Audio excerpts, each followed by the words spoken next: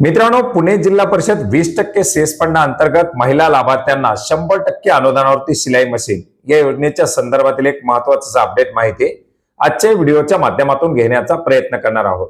नमस्कार मित्रांनो, मी प्रभाकर। आपण पाहत आहात आपले माहिती केंद्र। चॅनलवरती नवीन असाल तर सबस्क्राइब करायला विसरू नका। मित्रांनो, विविध जिल्हा परिषदेच्या अंतर्गत 20% सेस फंडामध्ये शेतकऱ्यांसाठी, दिव्यांगांसाठी, महिला लाभार्थ्यांसाठी विविध योजना राबवल्या जातात आणि याच्याबद्दल आपण वेळोवेळी अपडेट माहिती घेण्याचा प्रयत्न करत आहोत।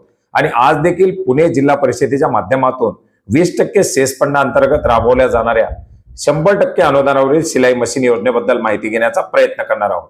मित्रांनो, यापूर्वी सुद्धा आपण पुणे जिल्ह्यामध्ये 75% अनुदानावरती शेतकऱ्यांना दिल्या जाणाऱ्या अवजारांच्या संदर्भातील किंवा इतर बाबींच्या संदर्भातील माहिती घेतली होती आणि याच वेबसाईटच्या माध्यमातून पुणे झेडपी सेस योजनाची संकेतस्थळ याच्या माध्यमातून आता महिला लाभार्थ्यांना, ज्याच्यामध्ये विधवा महिला, घटस्फोटित महिला, परित्यक्त्या महिला, अनुसूचित जाती, अनुसूचित जमाती, भटक्या जाती, विमुक्त जमाती अशा प्रकारचे जे काही वेगवेगळ्या गटातील, नवबौद्ध घटकातील महिला लाभार्थी आहेत, अशा महिला लाभार्थ्यांना 100% अनुदानावरती शिलाई मशीन दिली जाणार आहे, ज्याच्यासाठी 15 फेब्रुवारी 2026 पर्यंत अर्ज स्वीकारले जाणार आहेत। अर्ज करण्यासाठी पुणे जिल्हा परिषदाची ऑनलाईन वेबसाईट आहे झेडपी पुणे सेस योजना.com।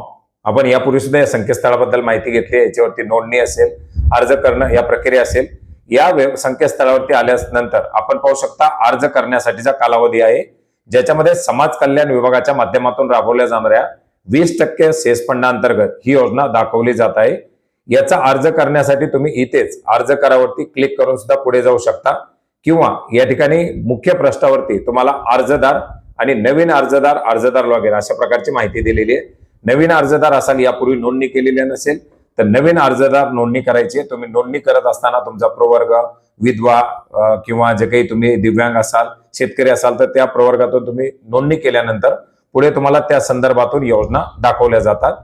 याच्यामध्ये नोंदणी केल्यानंतर तुम्हाला पुढे अर्ज करण्यासाठी अर्जदाराचं लॉग इन आहे। त्या अर्जदाराच्या लॉग इन मधून तुम्हाला लॉग इन करून या योजनेसाठी अर्ज करता येणार आहे। मेन संकेतस्थळावरती विविध योजनांची माहिती दिलेली आहे। त्याच्यामध्ये सुद्धा कृषी विभाग, समाज कल्याण विभाग, महिला, दिव्यांग कल्याण, पशुसंवर्धन अशा प्रकारची माहिती आणि त्याच्यानंतर आवश्यक कागदपत्रे आहे।